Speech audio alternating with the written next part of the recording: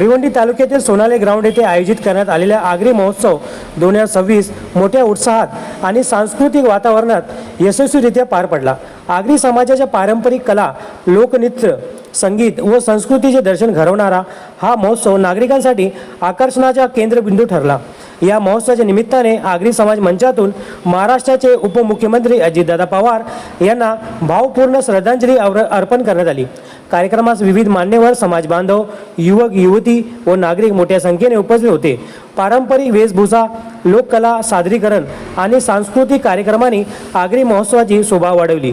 आगरी संस्कृतीचा गौरव करणारा हा महोत्सव समाजात एकतेचा व अभिमानाचा संदेश देऊन संपन्न झाला। भिवंडी आगरी महोत्सवाच्या यशस्वी आयोजनानिमित्त उपस्थित राहून या महोत्सवाची शोभा वाढविणाऱ्या सर्व मान्यवर पाहुण्यांचे, लोकप्रतिनिधींचे, सामाजिक, सांस्कृतिक व शैक्षणिक क्षेत्रातील सर्व सन्माननीय व्यक्तींचे मनपूर्वक आभार व्यक्त केले। या महोत्सवाच्या माध्यमातून परंपरा, संस्कृती आणि एकतेचा संदेश जनतेपर्यंत पोहोचण्याचा प्रयत्न होता। तसेच यावेळी दुःखद प्रसंगात आगरी महोत्सवाचे संस्थापक अध्यक्ष विसुभाऊ म्हात्रे यांनी उपमुख्यमंत्री अजितदादा पवार यांचे भावपूर्ण श्रद्धांजली अर्पण करून आणि त्यांच्या कार्याबद्दल आदर व्यक्त करण्यात आले।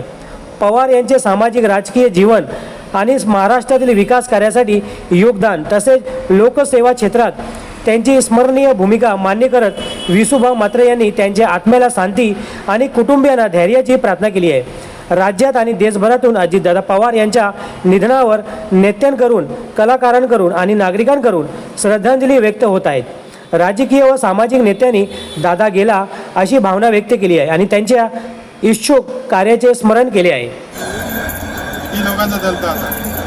किती लोकांचा दलणार? लोकांचा दलणार आम्हाला पण भाकरीच बदल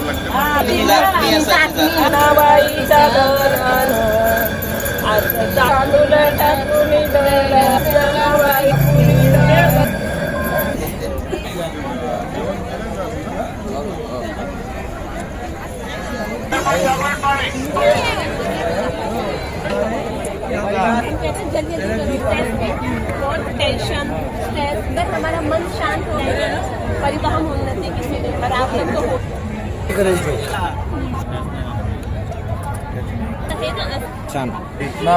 एक आज आपल्या राज्याचे नामदार माननीय श्री अजित पवार साहेब यांचा विमान अपघाताने आपत्कालीन निधन झालं आहे।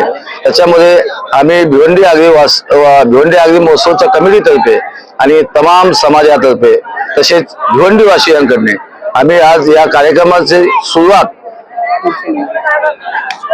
साहेबांना श्रद्धांजली देऊन केलेली आहे आणि श्रद्धांजली दिल्यानंतर हा कार्यक्रम आम्ही पूर्ण बंद केलेला आहे। मी साहेबांच्या परिवाराला ईश्वर दुःख पेलण्याची शक्ती देवो अशी साईबाबाकडे प्रार्थना करतोय। हेच आज या ठिकाणी बोलू शकतो। आजची वैशिष्ट्य म्हणजे आगरी समाजाच्या ज्या रीतिरिवाज आहेत, ज्या परंपरा आहेत त्या दाखवण्याचा, ज्या लुप्त होत चालल्यात त्या आजच्या पिढीला माहिती नाही पडत, ते दाखवण्याचा या ठिकाणी प्रयत्न करत असतोय।